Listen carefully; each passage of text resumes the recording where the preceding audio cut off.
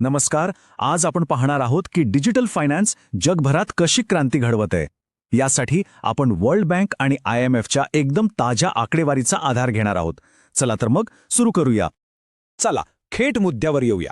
एका आकड्याने सुरुवात करूया जो ऐकून तुम्हाला धक्का बसेल.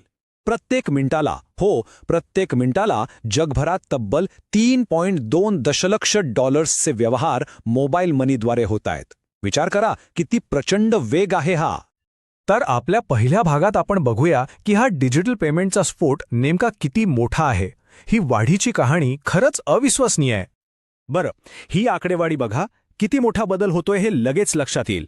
फक्त काही वर्षांमध्ये म्हणजे 2021 ते 2025 या काळात कमी आणि मध्यम उत्पन्न असलेल्या देशांमध्ये आर्थिक खातं असलेल्या लोकांचं प्रमाण 63% थेट 75% पोहोचण्याचा अंदाज आहे.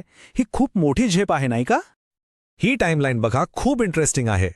मोबाईल मनीला पहिले 1 अब्ज खातेधारक मिळवायला तब्बल 18 वर्ष लागली. पण पुढचा 1 अब्जचा टप्पा गाठायला किती वेळ लागला असेल? फक्त 5 वर्ष. यावरूनच या वाढीचा वेग किती प्रचंड आहे याचा अंदाज येतो. म्हणजे आता मुद्दा फक्त लोकांकडे खाती असण्यापुरता मर्यादित राहिलेला नाहीये. खरी गोष्ट ही आहे की डिजिटल वॉलेट्स आता फक्त पैसे साठवण्याचं साधन राहिली नाहीयेत, तर ती आपल्या रोजच्या खरेदी विक्रीचा, व्यापाराचा एक अविभाज्य भाग बनली आहेत. लोकांच्या सवयच बदलल्या आहेत. मग प्रश्न येतो की ही एवढी प्रचंड वाढ होतीये कशी? यामागे कोणतं इंजिन काम करतंय? चला दुसऱ्या भागात आपण हेच समजून घेऊया. या व्यापक स्वीकृतीचे आधारस्तंभ कोणते आहेत? या वाढीमागचं एक मोठं कारण आहे डिजिटल पब्लिक इन्फ्रास्ट्रक्चर किंवा DPI. हे काय आहे? सोप्या भाषेत सांगायचं तर सरकार एक प्रकारचा आर्थिक हायवे तयार करते. जसं आपल्याकडे UPI आहे किंवा ब्राझीलमध्ये पिक्स आहे. यामुळे वेगवेगळ्या बँका आणि फिनटेक कंपन्या एकाच प्लॅटफॉर्मवर एकत्र येऊन सहजपणे काम करू शकतात. सगळं एकदम सोपं होतं. तर तज्ज्ञांनी या यशामागे 3 मुख्य आधारस्तंभ ओळखले आहेत. पहिलं म्हणजे आपण आत्ताच बघितलेलं डिजिटल पब्लिक इन्फ्रास्ट्रक्चर. दुसरा आहे त्यावर आधारित सेवांची एक दुसरी लाट. आणि तिसरा म्हणजे परदेशातून पैसे पाठवण्याचा कमी झालेला खर्च. आणि ही दुसरी लाट नेमकी काय आहे हे या आकडेवारीवरून स्पष्ट होतं. पेमेंट डेटाचा वापर करून लोकांना कर्ज देण्यासारख्या नवीन सेवा सुरू झाल्या आहेत. उदाहरणार्थ उपसहारा आफ्रिकेत बघा. 2020 फिनटेक कंपन्यांचा फक्त 13% निधी कर्ज देण्यासाठी वापरला जायचा, पण 2023 हा आकडा थेट 88% पोहोचलाय. म्हणजे लहान उद्योजकांना आता सहज कर्ज मिळतंय. आणि तिसरा आधारस्तंभ आहे कमी खर्चात पैसे पाठवण्याची सोय म्हणजे रेमिटन्स. 2019 फक्त 13% पैसे डिजिटल मार्गाने पाठवले जायचे. तोच आकडा 2024 46% झालाय. याचा थेट फायदा जगभरातल्या लाखो कुटुंबांना होतोय, कारण त्यांच्या हातात आता जास्त पैसे येत आहेत. बरं, ही सगळी वाढ, हे आकडे ऐकून खूप छान वाटतं. पण इथे एक महत्त्वाचा प्रश्न विचारायला हवा. फक्त जास्त लोकांपर्यंत आर्थिक सेवा पोहोचल्या म्हणजे त्यांचं आयुष्य आपोआप चांगलं झालं असं म्हणता येईल का?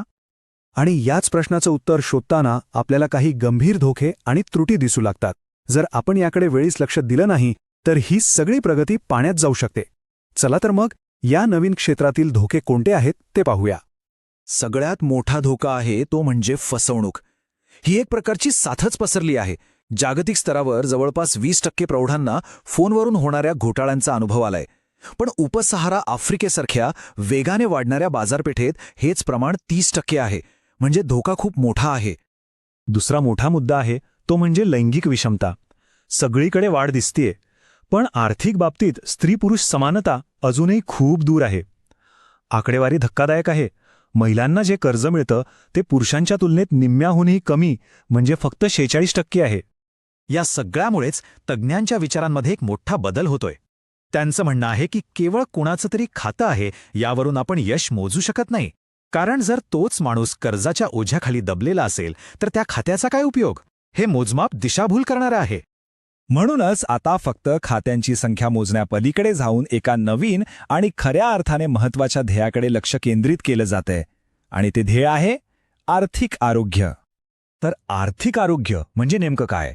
याचा अर्थ फक्त बँक खातं असणे नाही, तर एखादी व्यक्ती तिचे रोजचे आर्थिक व्यवहार किती चांगल्या प्रकारे सांभाळू शकते आणि अचानक आलेल्या आर्थिक संकटांना म्हणजे धक्क्यांना तोंड देऊ शकते की नाही हे पाहणं. ही खरी कसोटी आहे. याचा अर्थ असा की येणाऱ्या काळात 3 गोष्टींवर प्रामुख्याने लक्ष दिलं जाईल.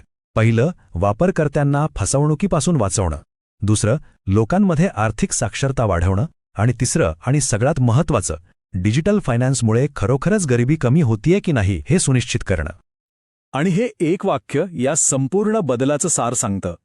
लक्ष आता फक्त खाते मिळवण्यावर नाही, तर त्यामुळे गरिबी कमी होईल याची खात्री करण्यावर आहे. म्हणजे आता फोकस आकड्यांवर नाही, तर माणसांवर आहे. त्याचा त्यांच्या जीवनावर काय परिणाम होतोय यावर आहे. आणि यामुळेच आपण एका महत्त्वाच्या प्रश्नापाशी येऊन थांबतो. डिजिटल फायनान्स खरोखरच सर्वांना सक्षम करेल याची खात्री करण्यासाठी पुढचं पाऊल काय असायला हवं?